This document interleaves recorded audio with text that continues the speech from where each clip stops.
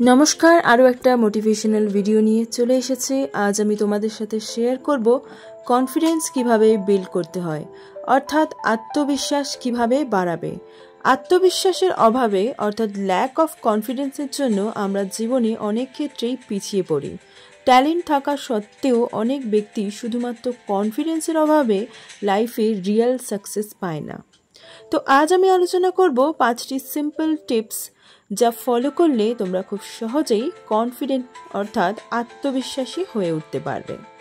তো শুরু করার আগে যারা আমার চ্যানেলে নতুন, প্লিজ চ্যানেলটা সাবস্ক্রাইব করে রেখো। নতুন কোনো ভিডিও আনলে অবশ্যই তোমরা নোটিফিকেশনটি পেয়ে যাবে। Let's start. নাম্বার 1, নিজেকে করা কমিটমেন্ট বা প্রমিসগুলো সর্বদা পূরণ করো। যদি তুমি নিজেই নিজের কথা না রাখতে পারো তাহলে অন্যরা তোমাকে কিভাবে বিশ্বাস করবে? যদি তুমি ঠিক করো যে সকাল 5টায় ঘুম থেকে উঠবে অথবা রোজ 10 পাতা করে বই পড়বে, তাহলে তুমি অবশ্যই সেটা করো, কারণ এতে তোমার ব্রেন বিশ্বাস করে যে তুমি ওই কাজটা করতে পারো। কিন্তু তুমি যদি দিনের পর দিন নিজেকে প্রমিস করো আর সেই কাজটা না করো, তাহলে তোমার ব্রেন তোমাকে অবিশ্বাস করতে শুরু করে এবং ভিতরে ভিতরে তোমার কনফিডেন্স কমে যায়, কারণ তুমি নিজেই ভাবতে থাকো যে আমার দ্বারা তো কিছুই হয় না। তাই অবশ্যই নিজের বলা কথা বা নিজের কোনো কাজ যেটা করব মনে করবে সেটা অবশ্যই কমপ্লিট করবে। নাম্বার 2, নিজেকে এমন কোনো উইক বা দুর্বল কথা বলো না যাতে তোমার ব্রেন তোমাকে দুর্বল ভাবে।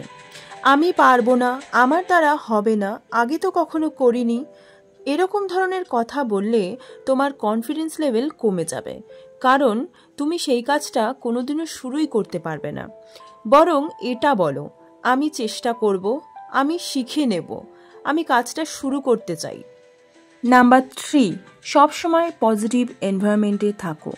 যারা পজিটিভ কথা বলে তাদের আশেপাশে থাকার চেষ্টা করো, আর যারা নেগেটিভ কথাবার্তা বলে বা যেসব মানুষেরা সবসময় নেগেটিভ কমেন্ট করে সেখান থেকে বেরিয়ে যাও।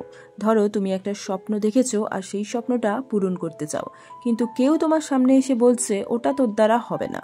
এরকম ধরনের কথা বললে সেই ব্যক্তি থেকে দূরে থাকো, কারণ এই কথাগুলো কনফিডেন্স লুজ করে দেয়। তোমার নিজেরই মনে মনে একটা প্রশ্ন আসবে যে সত্যি আমি যদি না পারি। নাম্বার 4, পাস্ট এক্সপিরিয়েন্স বা অতীতের কোনো ঘটনা থেকে নিজের ক্ষমতাকে জাজ করতে চেও না। ধরো তুমি অতীতে হয়তো কোনো একটা গোল অ্যাচিভ করতে পারোনি বা অতীতে হয়তো তুমি কোনো একটা বিষয়ে ভালো ছিলে না, তো সেইটার উপর ডিপেন্ড করে তুমি ভবিষ্যতে আর কোনো অ্যাকশন নেবে না, এরকমটা ভাবা বন্ধ করো। কারণ অতীতের দুর্ঘটনা বা অতীতের কোনো কিছু আমাদের কনফিডেন্সকে লুজ করে দেয়। তাই সব সময় বলো যে অতীতে যাই হয়ে যাক আমি নতুন করে চেষ্টা করব, আমি পারবো। সুতরাং অতীতের জিনিসকে ভুলে সামনে এগিয়ে যাও, এতেই তোমার কনফিডেন্স বাড়বে। নাম্বার 5, সব সময় ছোট ছোট স্টেপ দিয়ে শুরু করো। শুরুতেই কোনো বড় স্টেপ নেওয়া বা জাম্প করা আমাদের পক্ষে সম্ভব না, কারণ তাতে রিস্ক বেশি থাকে, ফেল হওয়ার সম্ভাবনা বেশি থাকে। আর কোনো স্বপ্ন দেখে সেটা অ্যাচিভ করতে গিয়ে প্রথমেই যদি তুমি ফেল করো তাহলে তোমার কনফিডেন্স লেভেল কমে যাবে।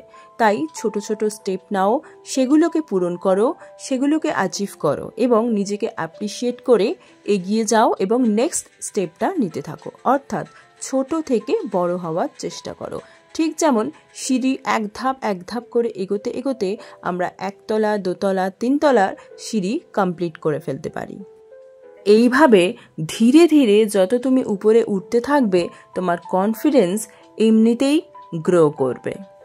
সুতরাং এই ছিল 5টি টিপস। এগুলো যদি তুমি ফলো করো তাহলে ধীরে ধীরে তোমার মধ্যে আত্মবিশ্বাস বেড়ে উঠবে। এবং অবশ্যই মনে রাখবে, শুধুমাত্র শুনলে বা চিন্তা করলে নয়, অ্যাকশন নিতে হবে। আলটিমেটলি অ্যাকশন নেওয়াটাই কনফিডেন্স বাড়ানোর একমাত্র উপায়। নিজেকে পুশ করো, চেষ্টা করো, গ্রো করো। চলে আসবো নতুন একটা মোটিভেশনাল ভিডিও নিয়ে। ততদিন ভালো থেকো, সুস্থ থেকো।